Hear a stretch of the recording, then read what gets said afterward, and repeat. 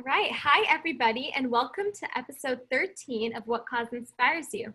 I'm your host, Alicia Gupta, and today I have with me Hana. I launched the What Cause Inspires You podcast as a way for students to share the service they're doing in their communities. We encourage youth like Hana who are making a change to improve the world to speak up about their stories and become a leader in the movement. Hana O'Looney is a 16-year-old menstrual equity activist and the co-chair of the women's empowerment organization, MoCo EmpowHER, in Montgomery County, Maryland. MoCo EmpowHER is a women's empowerment and leadership development organization providing free career exploration opportunities, leadership development workshops, and mentorship programs for middle and high school girls. Hana has been a driving force in the movement to ensure that all secondary schools in her state of Maryland provide free menstrual hygiene products in all bathrooms since 2019. We are recording this presentation and will post the video on YouTube by Saturday and the audio on Spotify by Friday. And a quick shout out to everyone around the nation who is listening in today. We love to have you guys. I'm from California and I know Hana's from the East Coast, and I'm sure we have some Central Time people in there as well. I'm so excited to have Hana here with us today to talk about this inspiring movement, and I'm sure all the listeners out there feel the same. Hana, are you ready? Of course. Thank you so much for having me. Of course. Why don't you just start off by telling us a little bit about yourself? Yeah, I think you did a pretty thorough introduction, but my name is Hana. I'm 16 years old, a rising high school junior. I chair a women's empowerment and activism group in Montgomery County, Maryland, which borders Washington, D.C., so a super, super political place to be. And I'm also a menstrual equity advocate. For those of you who aren't aware of what that term means, I advocate for increased access and accessibility for menstrual hygiene products. So that's pads, tampons, and anything in between. Wow, that's amazing. And being 16 as an activist definitely does not come easy. And it's not something we learn at school either. So how did you get started as an activist, and what type of activism are you most passionate about? Yeah, so I think like a lot of other student activists, especially those of us who were in high school, I started in student government. Around here, we abbreviated SGA for Student Government Association. But I was super involved in middle school and high school. I ran for class council. I was the vice president. And, you know, I did all of the normal student government things like planning parties, events, but it got to the point where students would come to me with questions about why we don't have particular holidays off, or why our standardized testing policy was the way it was, or things like like menstrual hygiene products and why the bathrooms were kept the way they were. And it became clear to me that it wasn't an issue of school administration anymore. I've been a public school student my whole life, so it's super bureaucratic. A lot of the changes that my students, my friends, my peers wanted to see were not able to be obtained through just talking to my school administration. So that's where I started to really get involved in my county, being a student advocate there. In my state, advocating for different state policies. And so my career as a student activist really started in educational equity. Like I said, standardized testing was a huge thing that I started off doing, school lunches, making them healthier, having more options available for vegetarian and vegan students. But in 2019, I heard about a bill in my state legislature that was supposed to give free pads or tampons to every secondary school, so middle and high school in the state of Maryland. And that immediately interested me. I heard about it and I was like, this is the thing that I care about. I really want to push this forward. I really want to work with my friends that I've made in student activism to push this forward. And the bill was actually originally marked as a healthcare bill. And I was like, okay, that makes sense, but also I feel like it has a really huge tie to education. Any menstruating student on this call or anywhere else knows that If you're on your period and you don't have access to a pad or a tampon or whatever it is that you use on that particular day, you're going to sit in the bathroom or try to make a trip to the nurse's office, and what ends up happening is that you miss class. So it was really clear to me that there was a disproportionate educational impact on students who menstruate. So that's where I sort of transitioned from educational equity to menstrual equity activism. Wow, that's a lot, and that's so amazing. I think it definitely takes a certain type of maturity to not only see a problem within your school administration, but something higher than that.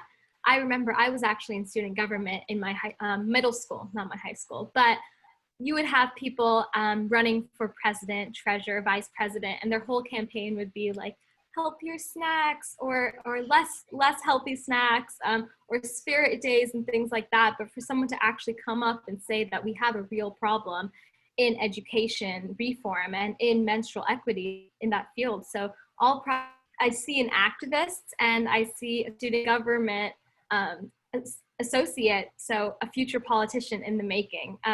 But speaking about that politics, can you tell me a little bit more about the Maryland House Bill 208 and what's happened since you started lobbying for the bill? Yeah, so like I said, I first started lobbying for the bill in 2019. Back then it was called House Bill 133. So I heard about the bill. I organized some friends to go to the Maryland State Legislature to talk to state delegates and senators about the bill. And what ended up happening was there were some financial clauses in the bill that were super, super contentious. So the bill actually ended up dying in committee. So after that, the Maryland legislative session actually only lasts 3 months. So I spent the next year meeting with delegates on their off days, talking to them about improvements they could make to the financial clauses, making sure that the bill would be introduced and improved in 2020. And it was, and that's the bill that you're talking about, House Bill 208 in Maryland. It was the same thing, providing making all secondary schools, middle and high schools in Maryland provide free menstrual hygiene products in all of their bathrooms, with some improved financial clauses to address the things that had been contentious before. But unfortunately, because of coronavirus, only a certain number of bills were able to make it through this year, and this bill was not one of them. So I'm continuing to work on it. Hopefully, third time's the charm, 2021. I have my fingers crossed, but yeah, that's sort of been my journey with the state legislature. That's amazing. Yeah, I get these ads on my social media accounts, on Facebook, on Instagram, and it's talking about organic products, menstrual hygiene products. But I think to take it a step back and say that how are we even advocating for organic products when so many people can't even get a simple pad or tampon, that's something to really consider. And I love the work that you're fighting for to make sure that menstrual equity is a thing with all schools and all students. Good evening, Dr. Smith and members of the Board of Education. My name is Hana O'Looney, and I'm a sophomore at Richard Montgomery High School. And tonight I'm here to talk about a basic human right that MCPS has failed to include in its operating budget year after year: feminine hygiene products.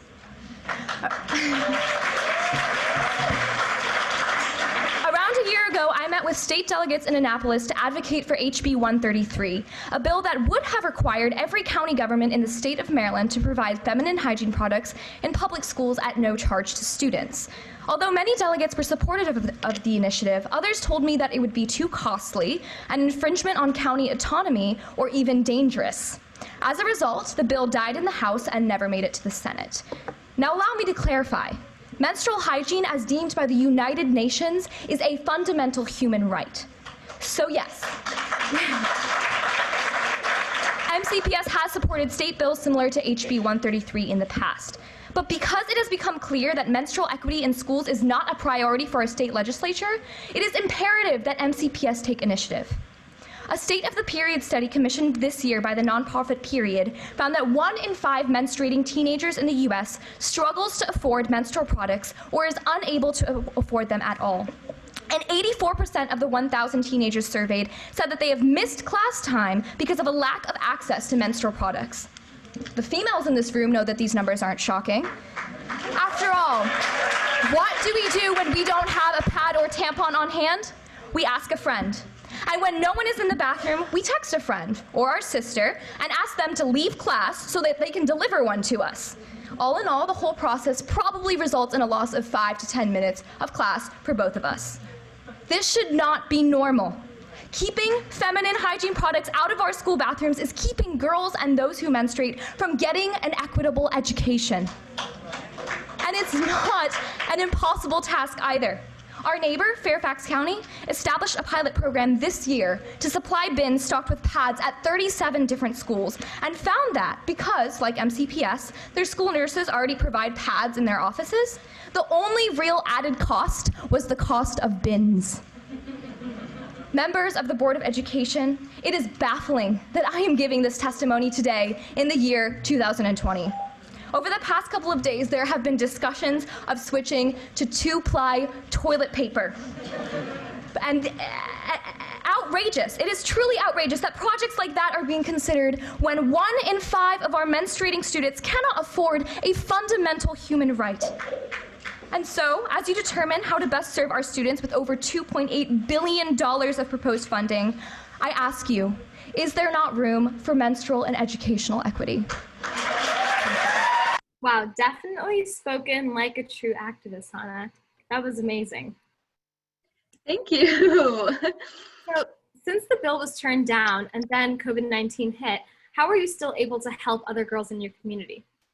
Yeah, so I was definitely very disheartened. That testimony was actually to my county, but I had been focusing more on the state level because I wanted to impact as many people who menstruate as possible, but I was definitely super disheartened by the fact that it had been 2 years and still no progress had been made.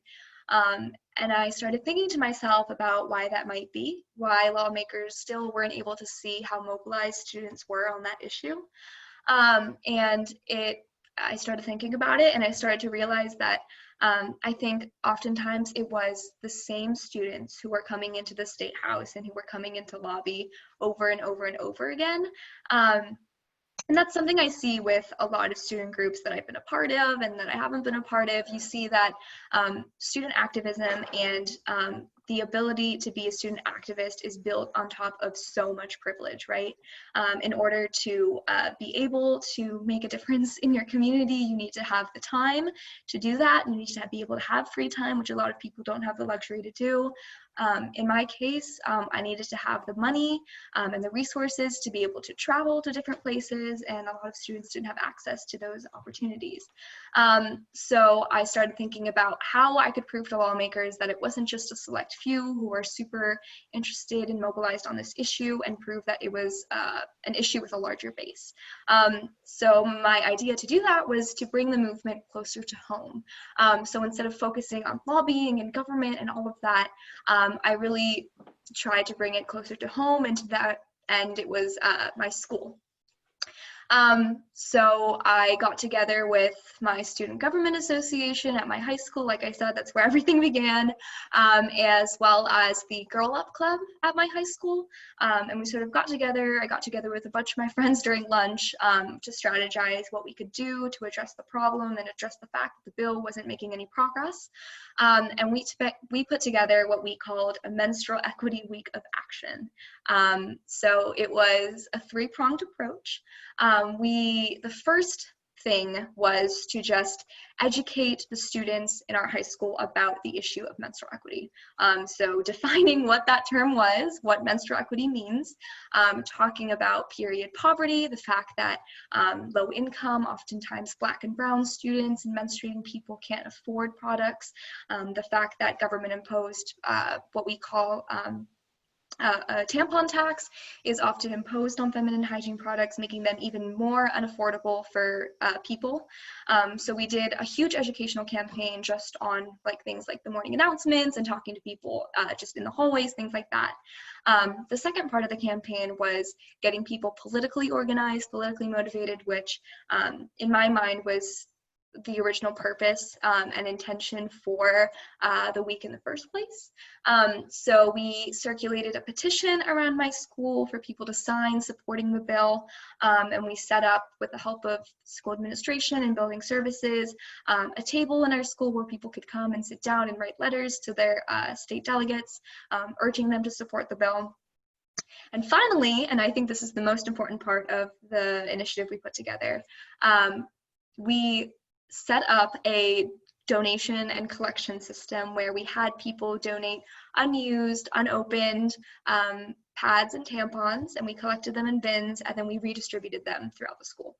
So it was sort of this huge three-pronged week of action to bring the menstrual equity movement that, again, had been built on top of so much privilege, and sort of bringing it back to the grassroots level, and bringing it to students who were not able to get politically engaged before, and doing a combination of both education and mobilization and political action. So that was pretty cool. That's amazing. And I love the fact that you brought menstrual equity as a week in your school. We do celebrate other things, other holidays, spirit weeks for our school, but to actually dedicate a full week to learning and supporting on menstrual equity, that's amazing. But that only brings me to the question as to how can we expand that, or have you tried expanding it to other schools? Yeah, I've thought about that for sure. I definitely started with just my school because that's the community that I really wanted to help. I realized that I was so focused on doing this at the state level that I had been ignoring the community that was right in front of me. But as we move forward to 2021 and actually making sure that this bill is passed this year, or I guess next year, we've definitely been reaching out to other schools in my county and in my state to sort of organize similar movements with leaders at their school who have reached out to me saying that they're interested. So that's definitely something we're working on.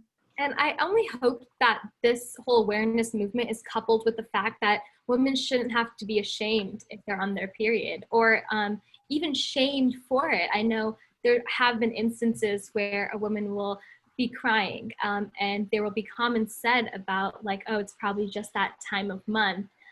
There is no excuse for having that embarrassment or making someone feel embarrassed for something that's so natural and literally happens to the majority of girls.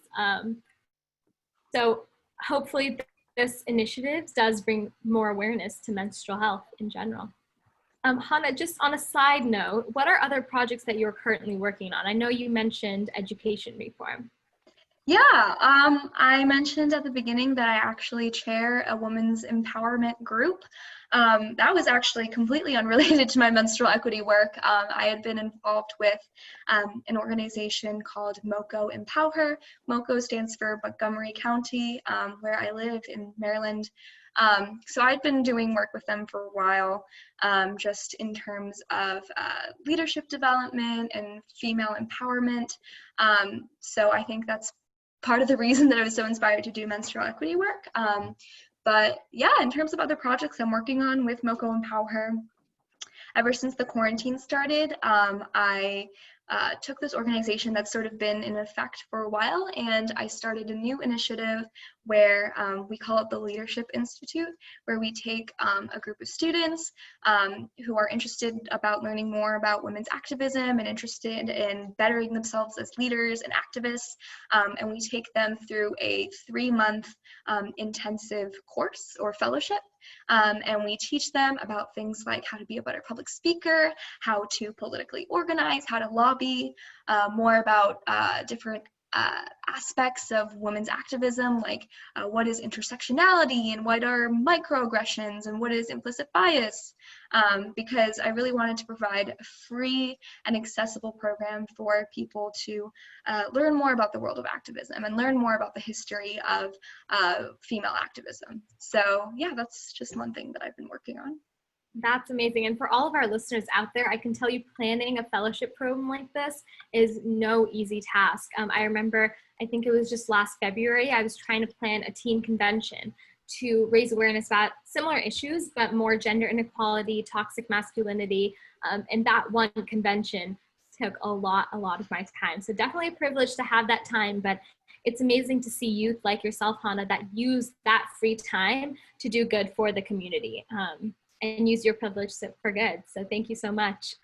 Just a few more questions before we wrap it up here, but I know we keep talking about the future of menstrual health equity and just how you're going to expand your platform, but what is the future for you in specific, and what do you hope to accomplish in the next 5 to 10 years? Yeah, so I actually found out last week that I was accepted onto the Youth Advisory Council of the Period movement. So I don't know if anyone's familiar, but there's sort of, I would say national, but they're actually global now. It's sort of the main menstrual equity nonprofit and organization in the US and abroad called Period.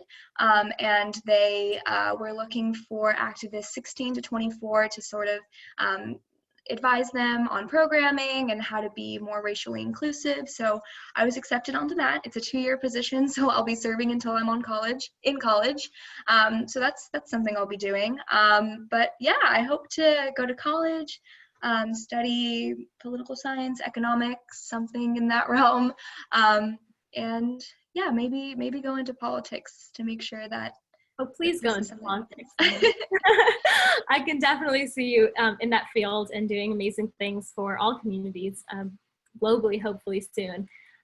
Just one final question. How can others get involved with you and your projects? Yeah, so with MoCo EmpowHER, we have a website, www.mocoempowher.org. It is sort of a local organization as implied by the name, but now that everything is online, obviously all of our events and programming is open to everyone. We do have a couple of people who are outside of Maryland and the DC area, so we'd love to have you. I know Period, if you're interested in any sort of menstrual equity work, is a great resource to go to. They're always looking to build new chapters throughout the nation and internationally as well. So if you're interested in menstrual equity work, that would be the organization that I suggest you look into. Thank you so much. And I will be attaching Hana's Instagram, Twitter, and her email in the chat in case anyone has further inquiries. As a young woman myself, I think that menstrual hygiene products should be provided for free everywhere. And the fact that they are not being provided is so disappointing. So thank you so much for sharing this incredible cause and all the work you're doing, Hana. Thank you. This was so much fun.